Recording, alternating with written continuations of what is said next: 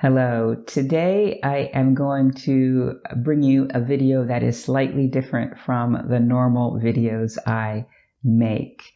I get asked a lot of questions by a lot of people, and I thought it would be nice to kind of condense these questions into a video so that they're all in one place. So there are going to be 7 questions I'm going to answer today, and if you have others you'd like to know about me, put them in the comments, and that might be some content for another video. Now, if you are new here, thank you so much for joining. If you're not, thank you for joining as well. Consider subscribing to my channel and clicking that notification bell so that each time I upload a video about moving abroad, living in France, or finding the confidence and courage to live life on your terms, you will be notified. My name is Patricia Brooks, and I moved to France in 2018 from Richmond, Virginia.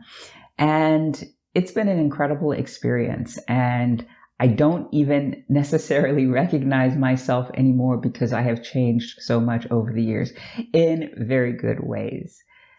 In this video, I want to answer some questions that you might have about me. I know other people have, and so I want to just go ahead and dig right in. So one of the questions that I get asked a lot is, why did you decide to live where you're living now? Well, first off, I started out living in the city of Perpignan, and then I moved a year later into a smaller village outside of Perpignan. And so why Perpignan? Why this small village? Why the Pyrénées-Orientales? Well, in a nutshell, it feels good here to me. I visited Perpignan on a scouting trip, and it just felt like home to me. I felt incredibly free there. I did not know about Perpignan or this region at all. I didn't know much about France before I moved here, to tell you the truth. But when I visited Perpignan on my second trip to France, I fell in love. There was something about the city that felt so good. I felt like I could be myself. It felt freeing.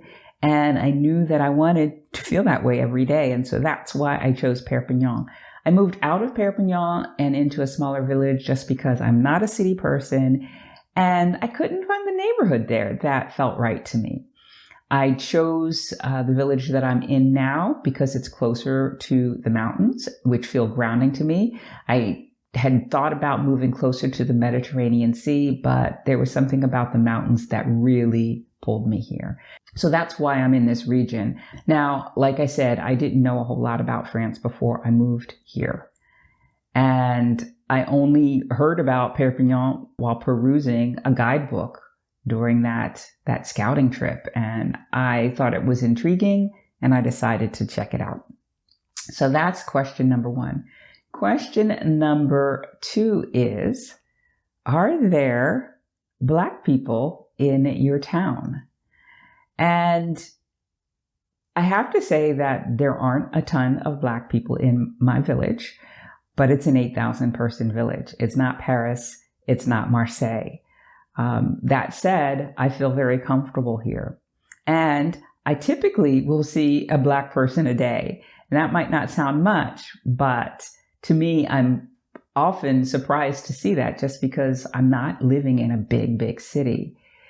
One thing I will note is that in the United States, when I see a Black person on the street and I pass them, I will tend to nod or smile or say hello. Here, when I pass a French Black person on the street, there is not that recognition that I see you, I recognize you, I'm there for you. And I think it's just a difference in culture. And that can be a little bit odd. That feels a little bit odd to me, just because I'm like, oh, well, we're in this 8,000 person village. There are not many of us. Why aren't you nodding or smiling or doing what I'm used to back in the States? And it's just because it's a different culture. So that hopefully that answers that question. The next question I get asked often is, am I renting or did I buy? And the short answer is, I am renting for now. When I first moved to France, I wasn't sure that I would stay long term, so it made absolute sense to rent. And I rented vacation rentals. I worked a deal out with the landlady so that I could have a better rate. And it works out well for her because she does not have to come in every week or 2 weeks to clean. But now that it's been almost 4 years, I'm ready for my own place with my own furnishings. I'm ready to put my own imprint on something. And so I do intend to buy something at some point in the hopefully near future. So I rent for now, but I am looking to buy. The next question I get asked a lot is, do you speak French and are you fluent in French?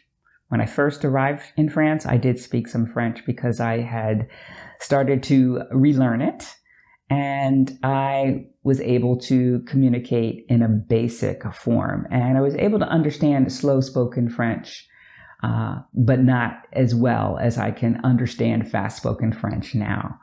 I've come a long way, and I do consider myself fluent. That has taken a lot of energy and effort and practice, and being willing to sound stupid, but it is all worth it because now I have a level of comfort with the language, and it feels amazing to be able to communicate in this second language that I love so much.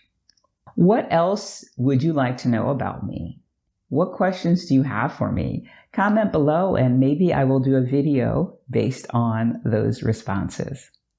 The next question I get a lot is, are French people nice? And I think this is rooted in the stereotype that French people are rude. In my experience, I find French people nice and helpful. They may not be as warm as some cultures, but I would not call them rude. And I think that idea that French people are rude may stem from cultural differences and how you engage or interact with them. Something you may have done may have rubbed them the wrong way. They may have considered you being rude, and so they return the favor. So one example of that is if you ask for directions, but you don't say bonjour before you do it, that is considered rude. And so if you didn't get a response that you were hoping for, or a friendly response, it may be because of a misinterpretation, a cultural misinterpretation. And in one instance, somebody commented on a video I made about how it's not just enough to say bonjour. You need to say bonjour, madame, or bonjour, monsieur, because she had been corrected. She said bonjour, and the woman came back to her and said bonjour, madame, which feels a little rude, right? But if you know that it's a cultural thing and that they have thought that you were rude, then it makes sense. So that's all I'm going to say on the subject. In my opinion, I think that they're nice, they're helpful, but that idea can stem from cultural differences. The last two questions I'm putting together because they're related. And the first of the last two is, are you building community? Do you have friends? And the answer is yes, but it has taken some time. It hasn't been as easy or as fast as I would like it. I have been in this village for just about 4 years, and people know me, people speak to me, people are very friendly, but I've had to work at that. And I created a couple of videos about how not to be an outsider and how to make friends, and I will put links to those in the description. But I will say that I feel at home here when I am at the bakery and somebody recognizes me and we have a conversation. That feels like I belong here. When I'm walking down the street and I see somebody who has lived here for a while but hadn't seen him in a while, and we strike up a conversation and I learn that, oh, well, he's Italian and his mom is sick and he'd been taking care of her. That feels like I belong. When I'm walking on my morning walk and I pass somebody's garden and the guy asks me if I want some tomatoes and he gives me a bag full of tomatoes, that feels like I belong. So I am definitely building a community here and it feels really good. like I said, it's taken a little bit of time. So my advice to you is to hang in there, do some things to get yourself out there. And like I said, you can check out those other videos that I go in depth on that subject. This last question I get asked all of the time. And it was one of the harder questions for me to answer, initially especially, but even now it's hard to answer. And that is, are you going to stay in France forever? Well, I would love to, and it's my intention to do that. But anybody who is on a temporary residence permit knows that it's not necessarily all up to you to be able to stay someplace long-term or forever. So I intend to be here for the next several years. I do want to stay here for as long as my heart tells me this is the place that I want to be in. And I hope to go for French citizenship at some point in the future. So those are the answers to the 7 questions I get asked a lot. What questions still remain for you? Write them in the comments and maybe I will do another video like this to answer those. Now, if you are considering making a move abroad and aren't really sure if it's right for you or how to go about doing it, or if it's really possible for you to do that, I'd love to have a conversation and learn more about your plans and what you're thinking about, and to see if working with me could help you get there sooner and with more ease. I'm going to put a link to my calendar in the description where you can find time for us to talk. And I look forward to that.